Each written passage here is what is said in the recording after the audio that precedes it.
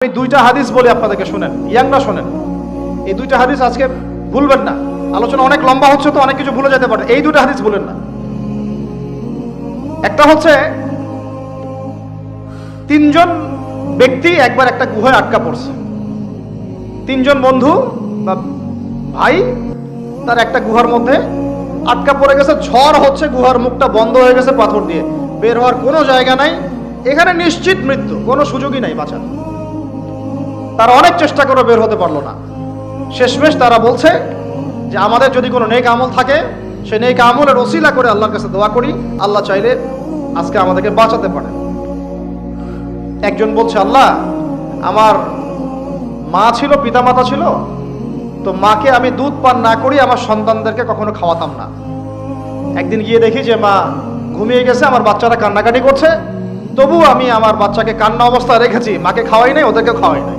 আগে মাকে খাওয়াইছে, তারপর ওদেরকে খাওয়াইছে। আজকে ঘরে ঘরে মাদের সাথে কি আচরণ দেখেন, কি একটা অবস্থা দেখেন সমাজে, কি প্রজন্ম তৈরি করেছেন।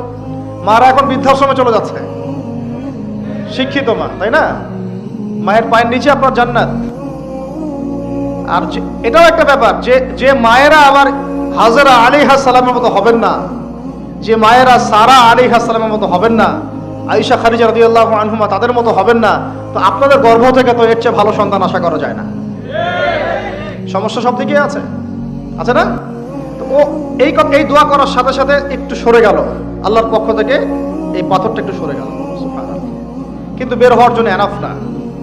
এরপরে আরেকজন দোয়া করছে যে আল্লাহ, আমার একজন কর্মচারী ছিল, টাকা পাইতো আমার কাছে কিছু, তো সে একদিন বেতন না নিয়ে চলে গেছে।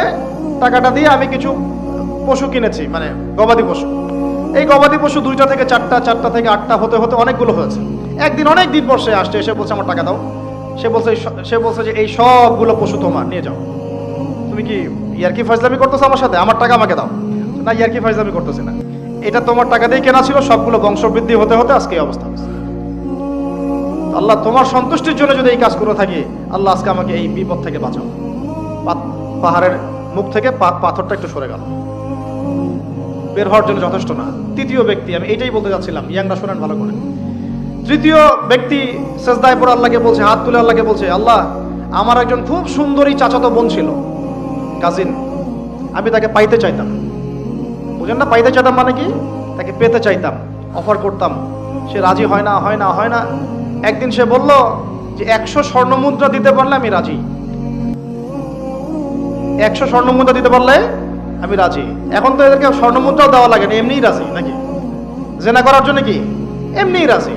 খালি একটু, আসলে সত্যি কথা বলতে কি, একটা মেয়ে যদি চায় আমি আমার ইজ্জত ধরে রাখবো, কোনো ছেলের ক্ষমতা নাই সেই ইজ্জত নষ্ট করে। এটাই সত্য কথা। আমার স্ত্রী এই কথাটা খুব জোরালোভাবে আমাকে বলে, আমি যখন রাস্তায় হাঁটবো, আমি যদি চাই, তাহলে কোনো ছেলে আমার কাছে ঘেঁষতে পারবে না। আমি সুযোগ দিলে তখন ঘেঁষতে পারবে। একটা মেয়ে যদি চায় যে একটা ছেলে আমার সাথে ইটিস পিটিস করুক, সে ছেলে করবেই করবে। একটা মেয়ে যদি চায় যে একটা ছেলে আমার পর্যন্ত আসতে পারবে না, আমি আমার ব্যক্তিত্ব গায়রত বজায় রাখবো, আমি ডিস্টেন্স মেনটেন করবো, আমি কোনো সুযোগ দিব না, ছেলে সুযোগ পাবে না কখনো। এত সহজ না। সর্বোচ্চ তখন কি করতে পারে, ধরে 10 জন মিলে ধরে ওকে জোর করে তার সাথে কিছু করতে পারে। ওরকম কিছু করলে তো আল্লাহর গজব নেমে আসবে। ওই যে সারা আলাইহিস সালামকে তুলে নিয়ে গিয়েছিলেন একটা বাদশা, মনে নেই আপনাদের? সারা আলাইহিস সালামকে একটা বাদশা এরকম উঠাই নিয়ে আসছে। আর সারা আলাইহিস সালাম সবচেয়ে সুন্দরী মেয়েদের একজন ছিলেন পৃথিবীর ইতিহাসে, ইব্রাহিম আলাইহিস সালামের স্ত্রী।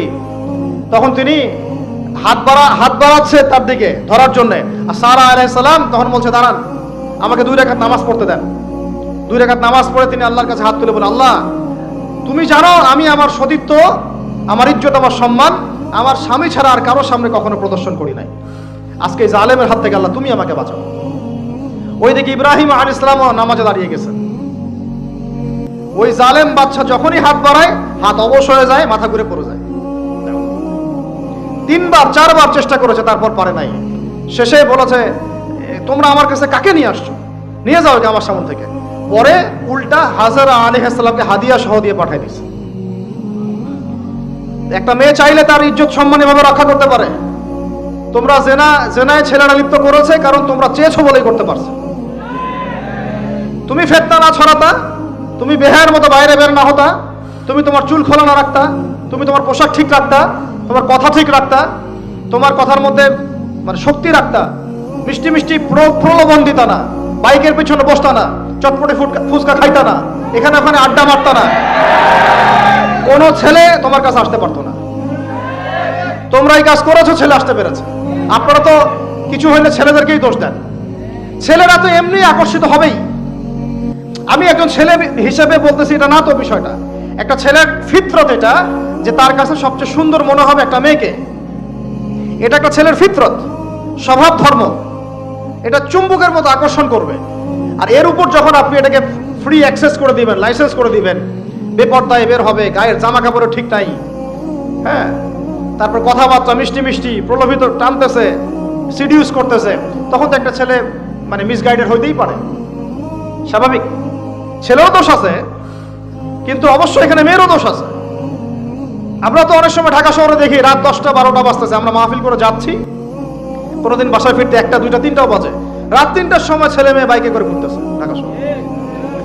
ওই মেয়েটার কি বাসায় বাবা নাই, ভাই নাই, কোনো স্বামী বা কেউ নাই, মাহারাম কেউ নাই? তো আমরা সুযোগ দিচ্ছি বলেই তো আমাদের ঘর পর্যন্ত ঢুকতে পারছে। সবার আগে মেয়েদেরকে শক্ত হইতে হবে। আর মেয়ের বাবা যারা, আমি তো নিজেও মেয়ের বাবা, আমরা বাচ্চাদের সাথে সময় কাটাই আর ভাবি যা কি যে হবে ভবিষ্যতে আল্লাহ ভালো জানেন, কিভাবে মেয়েকে মানুষ করব, কিভাবে সতীত্ব রক্ষা করবে আমাদের মেয়েরা।